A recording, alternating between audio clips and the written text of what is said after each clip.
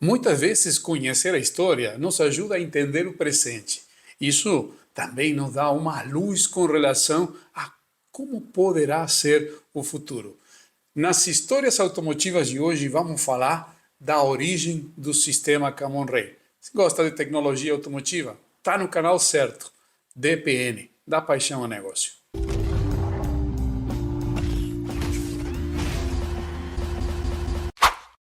Que é essa história de que o Fiat inventou o Camon-Ray? Então, se eu até hoje não vi nenhum carro com Camon-Ray marca Fiat, nada disso.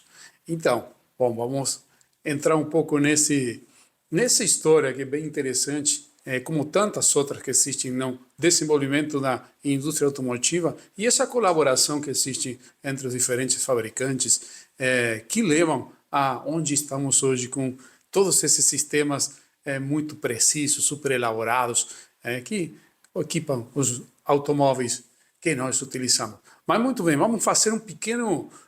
Vamos ter que voltar um pouquinho na história. O que estava acontecendo basicamente nos anos 70 e começo também dos anos 80. Bem a começo dos anos 70, mais ou menos em 1973, por aí, o mundo enfrentou o que foi conhecido como a crise do petróleo.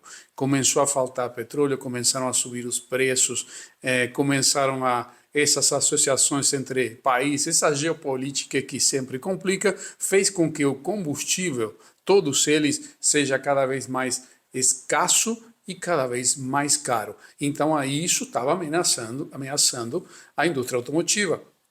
Se o combustível começa a ficar muito caro, aí não vai fazer sentido ser dono de um carro e por aí vai, né? Sem falar os impactos na economia. Mas tudo bem.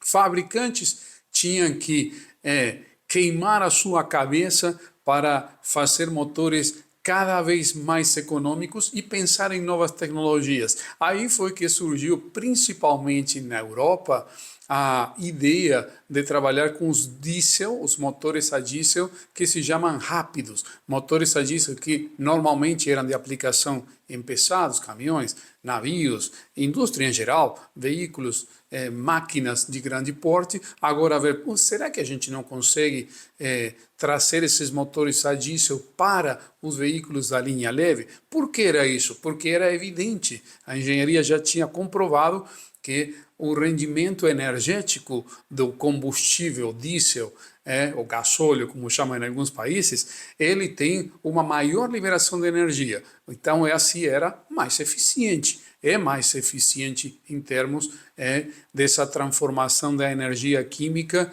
em movimento mecânico, ou seja, a liberação de energia que propõe esse tipo de combustível. Mas tinha algumas limitações. Essas limitações, para eles serem, vamos dizer assim, interessantes para um veículo da linha leve, um veículo de passeio, tinha que superar dois grandes obstáculos. Por um lado, o ruído, o barulho, motores com muito barulho, totalmente desconfortáveis para estarem equipando os veículos familiares. E por outro lado também um pouco a falta de desempenho no sentido de agilidade desse motor. São motores que têm muito torque, mas não têm muita potência específica, então demora muito, são motores de baixa rotação, o sistema diesel com os sistemas de alimentação de injeção tradicionais da época, eles não conseguiam atingir giros RPM elevadas que faria um motor muito mais elástico, muito mais rápido nas arrancadas, enfim, muito mais também confortável de dirigir. Mas os fabricantes já estavam trabalhando e lançando modelos. Tá? Mercedes-Benz, por exemplo, fez famoso o 240D, um veículo bonito, um sedã que tinha muito sucesso e já começava a concorrer e lançar junto com as versões a gasolina. Tinha a Opel também, com Opel Rekord. Enfim, tinha uma diversidade. A própria Fiat tinha muitos veículos a diesel já nos anos 70 e começo dos 80. Volkswagen também. Volkswagen na Alemanha e na Europa como tal tinha uma grande diversidade de veículos com motores a diesel ligeiros, né, rápidos. Mas ainda existia essa dificuldade de ter realmente um motor potente e um motor silencioso, principalmente, confortável para guiar. E aí onde entra a inovação. E aí onde vamos, sim, agora nós vamos para a Itália. Agora vamos ver o que estava acontecendo na Itália nesse ano. Bom, para falar em inovação, sempre tem algumas pessoas que estão, vamos dizer assim, puxando essa inovação. Dentro da Fiat, a Fiat Auto, como se conhecia, o grupo Fiat, como vocês sabem, ela tem diversidade enorme de empresas. Não é só a parte automotiva, é um grupo que era já, e é agora, junto com a Stellantis, extremamente grande. Mas a Fiat Auto, ela conglomerava uma série de marcas, né? Alfa Romeo, Lancia, Ferrari, Maserati, enfim, Auto Bianchi, tantas outras, né? Que faziam parte do grupo Fiat, obviamente, os próprios veículos da linha Fiat, Iveco também, enfim. Bom, era mais ou menos final dos anos 70, começo dos anos 80, e um grande diretor da empresa, que estou colocando aqui na tela, vejam aí, Vittorio Guidella, era quem estava ao comando da administração do grupo Fiat, mas era um daqueles diretores ou presidentes do grupo que vinha do ambiente automotivo, que tinha também essa veia da engenharia, do desenvolvimento. Então é uma pessoa que colocava muito ênfase no desenvolvimento. Tanto é que vejam aqui essa imagem do centro de ricerca da Fiat na Itália, em Turim. Esse centro de research da Fiat, que é o centro de desenvolvimento, era um local ou era um ambiente onde o Vittorio Guidella investia muito, tinha muito investimento em desenvolvimento. Ele foi um dos propulsores de veículos icônicos que levaram a marca a outro lugar. Estamos falando, por exemplo, do Fiat Uno, estamos falando do 127, estamos falando de outras soluções tecnológicas em motorizações também, que foram todas, saíram desse centro de desenvolvimento da Fiat em Turim. E também eles estavam trabalhando muito com relação aos motores a diesel. Aliás, esse centro de research da Fiat em Turim, nas imediações de Turim, também tinha algumas filiais. E tinha uma filial específica que ficava na cidade de Bari, na Itália, que era uma especialização nos sistemas diesel. Dessa cidade de Bari, já nos anos 80, surgiu uma grande inovação. Essa grande inovação foi o lançamento de um veículo, estou colocando aqui na tela para vocês verem, que foi o primeiro turbo diesel com injeção direta. O veículo era o Fiat Croma Turbo, e essa era a sigla, Croma Turbo DID, ou seja, de diesel de injeção direta com motor a turbo. Hoje, com motor com turbo, obviamente, sobrealimentado. Hoje, para nós, pode parecer, nossa, mas isso que você está falando aí, Diego, é uma coisa super antiga. Já assisti o turbo, já assisti injeção direta, tem caminhões que sim, mas estamos falando o primeiro veículo da linha leve de venda comercial que tinha injeção direta e turbo. Por quê? Porque todos os motores da época, esse que estava falando, tanto da Volkswagen, da Opel, da Renault, da Fiat mesmo, que tinha todos os motores a diesel, a grande maioria, para solucionar ou para, vamos dizer assim, ocultar um pouquinho o problema do barulho do motor, utilizava um sistema de pré-câmara, onde a combustão não acontecia na câmara de combustão, acontecia numa pré-câmara que tinha para minimizar e trabalhar um pouco esse aspecto do barulho no motor, mas ao mesmo tempo era outro fator que contribuía para que o motor fosse lento. Na verdade, quando eu falo lento, motores que trabalham com regime de RPM baixo, vamos dizer 3.500 RPM já estava suando o motor, já não conseguia avançar muito mais e já estava no limite de quebra dele. Ok, então esse veículo já foi um grande avanço. Ele, Centro de Desenvolvimento de Bari, estava trabalhando já com outras perspectivas de dar um passo além desse veículo que contam aí que, por exemplo, na época, porque esse Croma Turbo foi lançado em 1988. Eu me lembro, eu tive até o prazer de poder trabalhar com esses veículos. Estão vendo aqui até na imagem, tem uma bomba de injeção mecânica, mas já é injeção direta. Quando a gente fala em injeção direta, quer dizer que essa bomba de injeção tem que fornecer uma pressão de injeção já bastante respeitável, né, para poder vencer pressão de compressão na câmara de combustão e no motor a diesel, que nós já sabemos que por si só a sua relação de compressão é elevada. Então já era um veículo revolucionário. E junto com o turbo, quando juntou injeção direta e turbo, esses veículos ficaram extremamente econômicos, muito econômicos.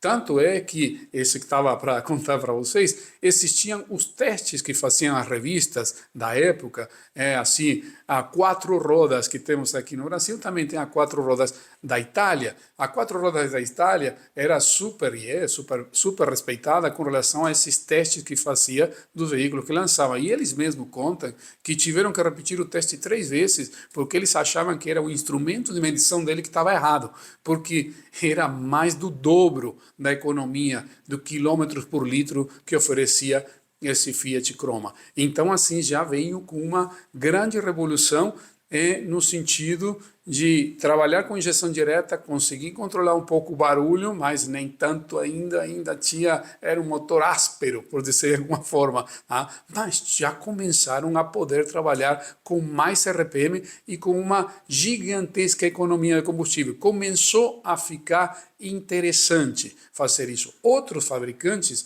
também estavam correndo para fazer isso. Começaram, obviamente, saíram mais com injeção direta e outros fabricantes, por exemplo, a Bosch, nessa época, já estava avançada com o desenvolvimento dessas unidades injetoras, as unidades bomba, que eram unitárias por cilindro, conhecido com o nome de UIS, Unit Injector System, ou seja, era um injetor bomba para cada um dos cilindros. E tinha um compromisso muito forte isso com a linha Volkswagen. Volkswagen e Audi já estavam bastante avançados para trazer isso aí. Nem falar das bombas que já tinham controle eletrônico, bombas mecânicas, mas com algum tipo de controle eletrônico, e já começaram a vir com injeção direta. BP-44 é uma das mais conhecidas da Bosch, que já era bomba mecânica, controle eletrônico, injeção direta em veículos da linha leve. Lembra que tudo isso que estou falando aqui, alguém pode pensar, não, mas já tinha Scania, Volvo, sim, mas motor grande para caminhão, onde o regime de trabalho é outro, o desenho do motor é outro, é motor para torque e também o barulho desses motores não era um incômodo para o motorista de um ônibus, de um caminhão, já era fácil de isolar, diferente de um veículo da linha leve, ok? Então, fabricantes evoluindo, mas aí, vejam só, esse centro de desenvolvimento de Bari, ele continuava muito evoluindo em uma direção. Sabem que direção era essa? Exatamente o Common Rail. Então, essa equipe, que dito seja, era uma equipe de 50 pessoas, porque a gente pensa, hoje em dia nós falamos, o centro de desenvolvimento da qualquer uma das montadoras ou fabricantes de sistema, você vai ver que são centenas e às vezes milhares de pessoas. Isso mudou. Antigamente as grandes evoluções, as grandes descobertas da nossa indústria, imagino que em outras deve ser a mesma também, acontecia com um grupo reduzido de pessoas. Eu tenho, vai a minha mensagem, eu acho que quando o grupo fica muito grande, aí não sai nada revolucionário, porque e começa a surgir esses conflitos de interesse entre pessoas, o cara, eu quero apresentar o projeto, outro que quer mostrar o PowerPoint, outro, e aí não sai nada, sai um negócio mais do mesmo, vamos dizer assim. Agora, as grandes revoluções automotivas, pelo menos todas as que eu conheci até agora, vocês podem reparar que vieram de grupos de pessoas, 20 pessoas, 30, 50 pessoas. Nunca são, o centro de desenvolvimento com 1.200 pessoas se inventou tal coisa. Dificilmente isso acontece porque entram os interesses individuais e não nem essa equipe trabalhando com um único objetivo. Bom, Essa equipe de Bari estava sendo liderada, estou colocando aqui na tela, por o Dr. Mário Rico. Tá? O Dr. Mário Rico, vejam só aí, estão vendo essa imagem aí, ele está aqui recebendo o título honoris causa em engenharia mecânica pela Universidade de Perugia. Por quê? Porque ele não era um engenheiro, ele era um físico.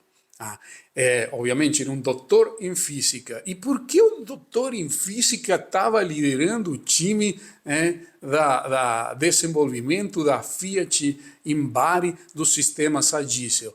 Olha, porque justamente isso é o que é legal, é você colocar pessoas que conseguem ver os temas, os problemas a resolver a partir de uma perspectiva diferente. Se só coloca engenheiro mecânico, que é muito legal, ele só enxerga muito desde a perspectiva do engenheiro mecânico. Agora você traz um físico para trabalhar nesse projeto, liderar esse projeto, ele vai trazer algumas outras visões importantes que vão se complementar. Esse centro de desenvolvimento de diesel na Itália, na cidade de Bari, ele também estava aí porque a Fiat tinha uma fábrica de bomba de injeção que fazia com licença da Bosch. Então produzia bombas mecânicas e eles estavam cada vez produzindo menos. Era uma linha que estava com um processo quase que de desativação, porque estavam migrando para outros sistemas eletrônicos, ainda a bomba mecânica, mas aqueles produtos não. Então eles queriam, olha, nós vamos ter que dar uma reviravolta aqui, nós vamos ter que proteger essa fábrica, os trabalhadores e tudo mais, para continuar relevante dentro do sistema de injeção diesel, ok? E aí, essas imagens que vocês estão vendo aqui na tela agora são o quê? São alguns rascunhos da época, tá? Que estão disponíveis até no museu da Fiat para ver esses rascunhos aqui. Vejam só, tabelas, como era o funcionamento da bomba, a dosagem, a parte de modulação, da acumulação. Como vocês sabem, a grande diferença do sistema Common Rail é você trabalhar com um conceito de acumulação de pressão, acumular pressão no rail. Isso aqui estava tudo sendo medido. Essa outra tabela aqui da Marelli, porque lembrem, o grupo Fiat tinha também dentro desse centro de desenvolvimento toda a parte da Marelli Powertrain, toda a Marelli que fazia desenvolvimento para o funcionamento do sistema, tanto na parte de combustível, gasolina, como no diesel. Agora foram chamados, vocês sabem fazer alimentação, bombas elétricas, então o Common Rail vai precisar, e vocês sabem lidar muito bem com toda a parte da gestão eletrônica. Então esses primeiros protótipos e sistemas do Common Rail que saíram a campo tinham toda a eletrônica, toda a estratégia de funcionamento da Magneti Marelli, junto também com o sistema de alimentação da Magneti Marelli e com várias evoluções desse centro de desenvolvimento da Fiat, do grupo Fiat Auto, que comportava todas essas marcas.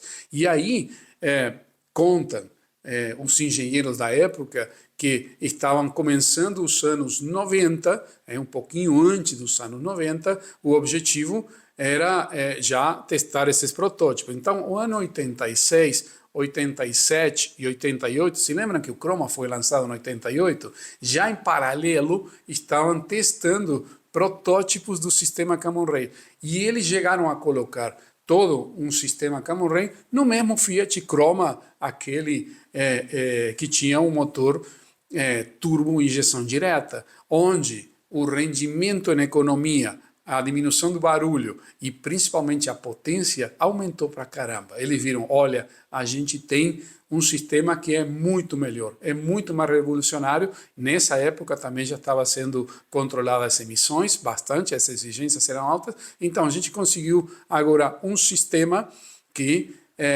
é mais potente, o motor fica mais potente. Sabe qual era o desafio do Common Rail, do projeto da Fiat Auto, nessa equipe em Bari? Fazer funcionar um motor a diesel em regime normal, ou seja, estamos falando um motor a diesel dentro do que seria de aplicação de série, que atinja 6.000 RPM. Que possa chegar a 6.000 RPM sem ter problema. Olha, 6.000 RPM no motor a diesel era uma loucura nos anos 80, nos anos 90. Hoje, se você puxar, pode ser que a eletrônica corte, mas ele chega no motor rápido. da linha leve. Ok, esse era um dos grandes desafios. Então tinha que ser mais econômico, ter mais potência, muitas RPM para obter potência e ser também mais ecológico, também conseguir emitir menos gases poluentes, menos fuligem, menos resultado de queima incompleta. Ok? Até então, ano 88, 87, 89, nesse ciclo já tinham vários projetos em desenvolvimento, já tinham vários protótipos rodando, evoluindo, e o objetivo era, vejam aqui na tela, era lançar o Common Rail em 1990. O primeiro veículo com Common Rail, a Fiat tinha esse objetivo em todos esses anos, era lançar nesse carro que vocês estão vendo aí. É um carro que não chegou aqui no Brasil, mas tem em alguns países da América Latina, chegou, que é o Fiat Regata. O Fiat Regata já existia com motor diesel, e olha só, as comerciais da época, obviamente ele não chegou a ser lançado com Common Rail, mas nos comerciais da época, esse, o diesel super ágil seria, né? E silencioso, né? Um veículo rápido e silencioso, que era, se você conseguia um diesel rápido e silencioso, era um argumento de venda fantástico. Isso aqui, eu falo, ainda era com injeção mecânica. Mas aconteceu uma reviravolta. Antes de chegar em 1990, que era quando a Fiat lançar esse carro, em 1988, vejam aqui, colocando aqui na tela, 1988, o Guidella, aquele diretor, administrador do grupo Fiat Auto, saiu da Fiat. Teve aí uns probleminhas, não se entendeu com o que era o grupo Fiat em si. Ele era o administrador da Fiat Auto, e o grupo Fiat era um grupo que tinha empresas de energia, tinha banco, tinha, enfim, uma diversidade, era multifacética, e ele era um grande defensor da parte de inovação, de investimento em inovação para manter os produtos relevantes, e parece que isso não era exatamente as intenções de algumas mudanças que aconteceram no grupo Fiat. Então, infelizmente, o Guidella, que era quem motivava a inovação, saiu. Quando ele saiu, aconteceu o que você deve estar imaginando. Esse projeto começou a perder dinheiro de investimento. Esse projeto começou a fica na gaveta, mas aqueles engenheiros que trabalharam tanto, aqueles engenheiros rico que vimos lá também, o doutor rico também que vimos lá, o físico, com todos os seus engenheiros, que foram vários, né? Disse, mas a gente tem um negócio muito bom aqui, por que a gente não pode deixar isso numa gaveta? Então, aí entrou alguém da equipe também, outro, como todas essas equipes que são bem conformadas, sempre tem pessoas que têm competência diferente. Então aí tinha o Dr. Rinaldo Rinolfi, como vocês estão vendo, Rinolfi era o sobrenome dele, que fez o seguinte, ele disse, olha, vamos falar com outra montadora. Por que acontece? Qual era o caminho lógico? Aparentemente, olhando agora o que aconteceu no passado. A Fiat já estava operando, fazendo bomba de injeção em Bari com uma licença com a Bosch. E, pelo que dizem, a Bosch estava muito focada nas suas unidades de bomba e não viu muito potencial, ou não sei, ou não houve interesse nesse momento. Isso nunca vamos saber. Os projetos que tinha com a Volkswagen eram muito grandes, então não houve uma ideia de parceria para fazer o Common Rail em Bari com a Fiat. Então, aí, esse engenheiro, o Rinolfi, ele disse, olha, vamos buscar um parceiro que possa se interessar.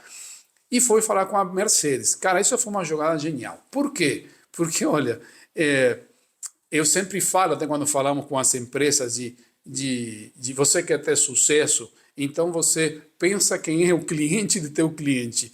E o que foi buscar? Ela foi buscar um cliente muito forte da Bosch. Quem é um cliente muito forte da Bosch? A Mercedes. Por que a Mercedes e a Bosch, aliás, foram fundadas até no mesmo ano, 1886. Então, a Bosch está fornecendo produtos e inovação para a Mercedes desde que surgiu.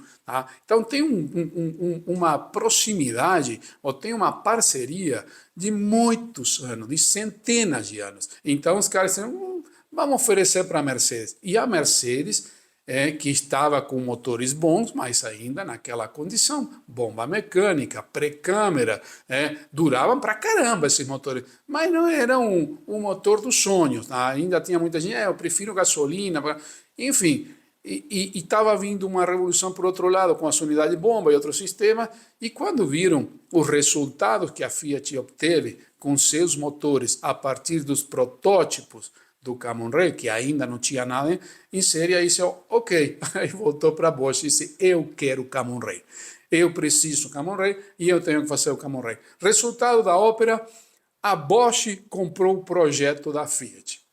A Bosch comprou o projeto da Fiat. Vejam aqui, essa tela está mostrando assim, Fiat apresenta Camon Ray para Mercedes-Benz, né?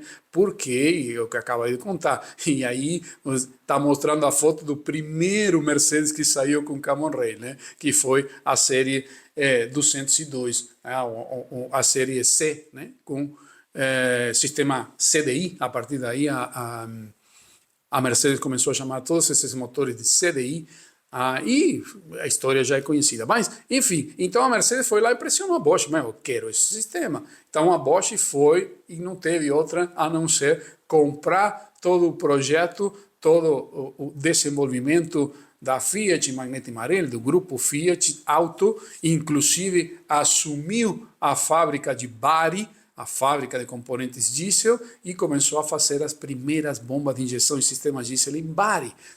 Famosa, está até hoje isso, produzindo muito sistema Camon Ray.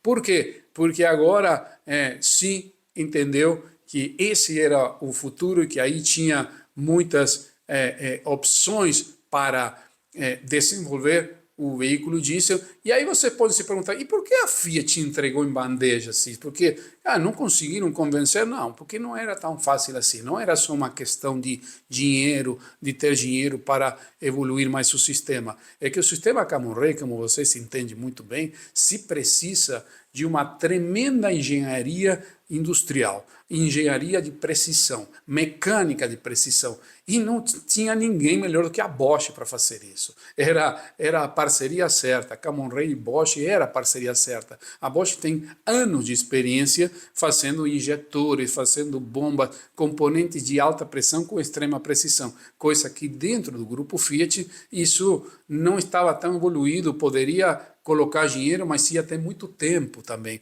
para chegar aí. Então veio também essa história aqui, ajudou duas situações. Não tinha dinheiro para esse projeto, não tinha sido aprovado o dinheiro para esse projeto, não ia guardar na gaveta, vamos levar para alguém e puxar esse negócio de outra forma, e deu certo. A história conta que deu certo. Vejam, até hoje o sistema Camon Ray é potenciado pela Bosch e muitos outros fabricantes. Em seguida, 3, 4 anos depois, já começou Delphi, começou Denso, começou também Siemens a produzir sistemas e tantos outros a produzir sistema Camon Ray.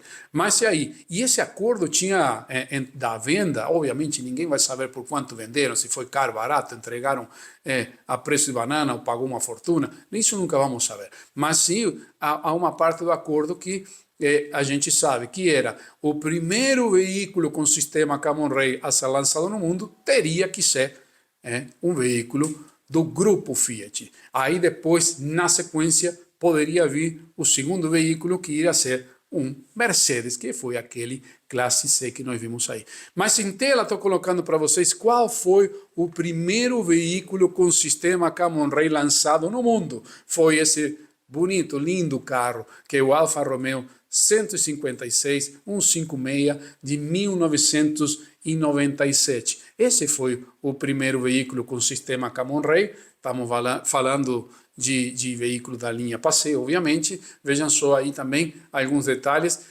Alfa Romeo 156, 2.4. A Fiat começou a utilizar desde esse momento a sigla JTD. Ou seja, assim como a Mercedes usa CDI, eles utilizaram JTD. E o motor a diesel de 150 cavalos saiu na versão em 1997, como falamos, e tanto 2.4 como aquele motor 1.9 também foram lançados, 156 com as duas versões de motor. O outro tem um pouco menos, tem 140, 138, 140 cavalos, Mas é isso aí. Essa é a história do Camon Rail, como ele surgiu na Itália. Então essa aí temos que dar para os italianos. Foram os italianos que inventaram o Camon Rail. Surgiu na Itália e daí cresceu para o mundo no finalzinho dos anos 80 e efetivamente em campo em 1997. Muito bem, espero que tenham gostado. Se você tem sugestões de temas de histórias automotivas, coloquem aqui no canal que a gente estará produzindo. Aguardo vocês no próximo vídeo.